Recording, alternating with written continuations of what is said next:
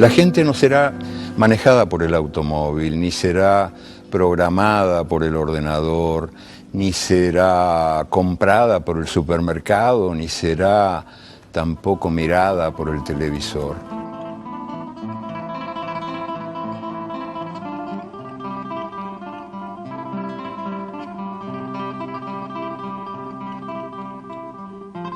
La obra de Eduardo Galeano puede dividirse en dos etapas. Por un lado hay un Galeano periodista, por otro lado hay un Galeano escritor.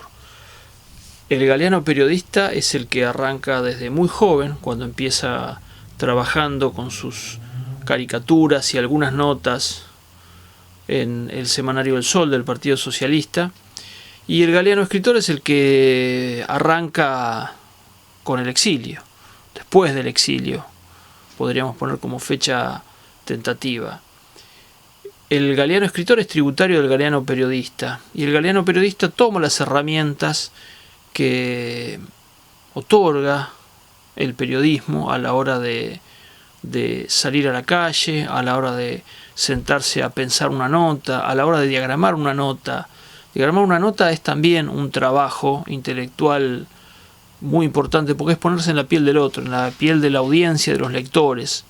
Y eso Galeano lo supo hacer desde muy joven. Ni bien pasó del semanario El Sol a la revista Marcha con Carlos Quijano y con Juan Carlos Onetti, Galeano tenía muy claro lo que era editar una nota. Me decía, cuando escribí el libro de Galeano, Jorge Rivera, que él nunca había visto a una persona con la capacidad de poder ver un tema y en pocos segundos definir cómo organizarlo para una publicación, como por ejemplo la revista Crisis, que Galeano dirigió desde 1973.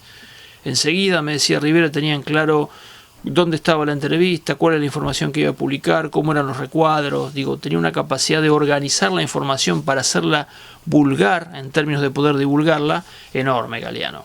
Ese Galeano periodista reconoce en esa etapa, hasta el momento del exilio en 1976, 3 libros fundamentales, yo diría modestamente que son modelos periodísticos. El primero es China 1964, un libro donde un Galeano muy joven, de apenas 23, 24 años, viaja a China, a esa China de Mao, que empieza a ser una revelación para los movimientos sociales y revolucionarios de América Latina y del resto del mundo también, ¿no? El movimiento de países no alineados, que empieza un poco antes a confrontar con la Unión Soviética y que empieza a ser alternativa, ¿no? El famoso tercerismo del que habla Quijano en Marcha tiene una mirada sobre China muy interesante, como una alternativa a ese mundo bipolar de los años 40, 50, 60, 70.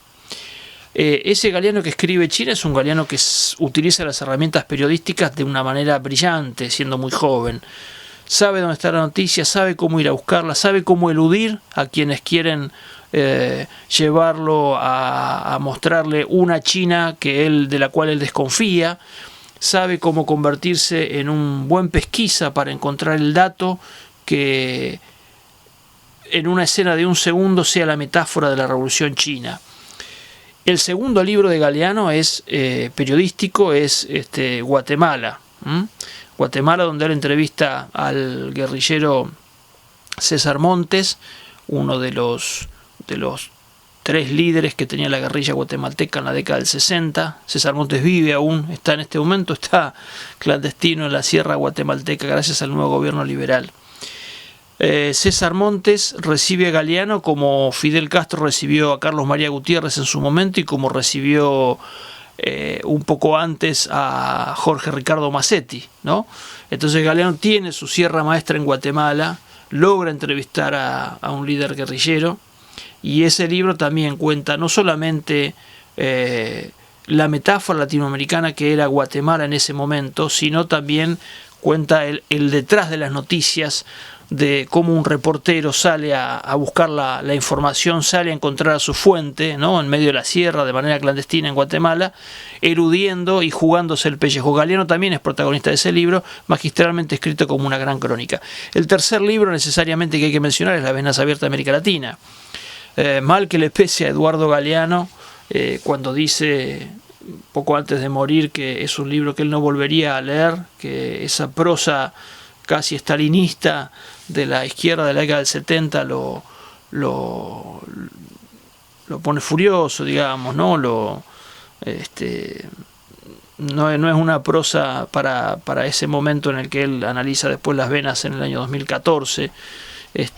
No abjura de Las Venas, pero en algún sentido decir que Las Venas es un libro pesado, con una prosa muy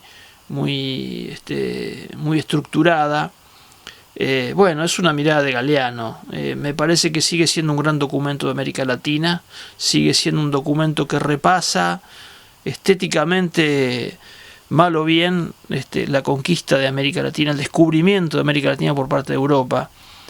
Y para contradecir a Galeano podría decir yo que efectivamente, si uno toma el prefacio del libro y mira los agradecimientos, por otro lado también del libro, se va a dar cuenta que quienes asesoraron a Eduardo Galeano en ese libro, quienes trabajaron con él, quienes le abrieron puertas, ventanas, archivos, miradas diferentes sobre América Latina, son personajes enormes, ¿no? Rogelio García Lupo, Rodolfo Terraño, hay agradecimientos para Carlos María Gutiérrez, para Quijano, es decir, hombres reconocidos cada uno en su labor que aportaron su grano de arena para que Galeano escribiera ese libro en 90 noches, como él mismo recuerda. Después de Las Venas Abiertas viene la revista Crisis, que se funda en Buenos Aires con Eduardo Galeano como director y que dura 3 años a la venta al público mundial, diría yo, ¿no? Así como Marcha fue un evento importante en la historia uruguaya y mundial, porque Marcha llegaba a toda América Latina y buena parte de Europa. Crisis hizo lo mismo. Crisis en algún sentido es tributaria de Marcha, como Galeano es tributario de Carlos Quijano. Pero con Crisis y la dictadura se va el Galeano periodista y llega el Galeano escritor, que tiende un puente entre uno y otro con su libro Días y Noches de Amor y de Guerra, donde de alguna manera cierra las deudas o cierra la puerta del Galeano periodista, contando sus peripecias de los últimos años en Uruguay y los años de Argentina. Y llega el Galeano escritor, pese a que hace muchos trabajos Galeano en España, donde está exiliado para sobrevivir. El Galeano escritor arranca con la memoria viva de América Latina en su trilogía Memoria del Fuego, ¿no? Ese primer tomo apareció en 1982, ya tiene un Galeano todavía periodista, pero que busca al Galeano escritor, que busca al Galeano de contar corto, de usar palabras precisas, de llegar al hueso de la idea que quiere expresar. Y después viene el resto de el Galeano escritor que todos conocimos hasta el último día de su vida, hasta su obra póstuma Mujeres. En el camino, Galeano no solamente utiliza herramientas del periodismo, pero ya sus libros son balances, son contrastes entre lo que pudo haber sido el mundo y lo que no fue, sobre el desastre que el capitalismo generó en América Latina y en el mundo en general. Úselo y tírelo es uno de los libros emblemáticos en ese sentido. Espejos, Mujeres, como ya mencioné, son libros emblemáticos en términos de que Galeano ahí termina siendo una suerte de balance y de doloroso raconto de lo que hizo el capitalismo con el mundo. En algún sentido, esa nueva postura de Galeano, el escritor, le abrió a Galeano nuevas audiencias. El Galeano periodista no tiene demasiados lectores, probablemente ahora que acaba de salir reeditado por Siglo XXI su libro sobre Guatemala, algunos póstumamente puedan recuperar esa mirada sobre Galeano periodista que me parece que es muy importante, pero el Galeano que concitó nuevas audiencias es el Galeano escritor, no solamente por su nueva forma de mirar el mundo, sino porque también es un personaje mucho más un autor que hace balances es un personaje mucho más digerible, me parece, para el sistema. No estoy diciendo que sea políticamente correcto ni es una crítica a Galeano. Digo que en general hacer una suerte de balances más o menos generales sobre la mala marcha del mundo, bueno, no está tan mal visto hoy en día, más allá de que efectivamente cuando Galeano hace esos balances y cuenta lo mal que va el mundo, utiliza metáforas muy incisivas y menciona los hechos con nombre y apellido. Pero me refiero a que en términos estéticos y en términos de la prosa, el golpe del dato periodístico no es el mismo que el golpe de un capítulo de un libro donde hacemos un balance sobre la situación mundial y sobre lo negativo que es en forma genérica el capitalismo.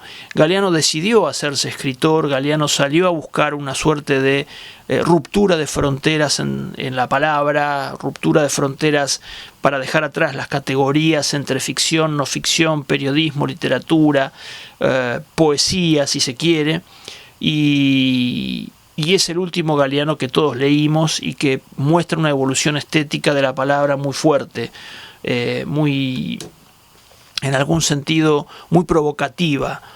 En mi humilde opinión, yo me sigo quedando con los textos del Galeano periodista, el Galeano que está en acción, el Galeano que está en el campo de trabajo y que está con la urgencia de soltar 3 o 4 párrafos para describir el lugar en el que está.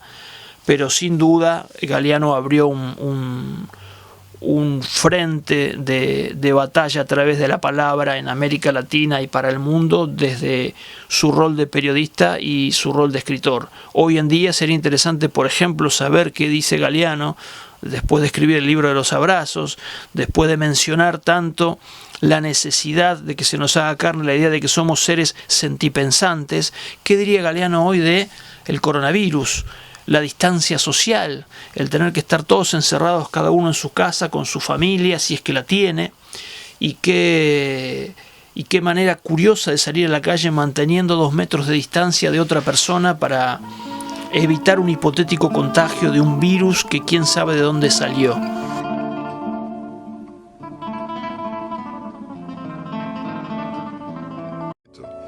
Y hay gente de fuego loco que llena el aire de chispas. Algunos fuegos bobos, no alumbran ni queman, pero otros arden la vida con tantas ganas que no se puede mirarlos sin parpadear, y quien se acerca se enciende.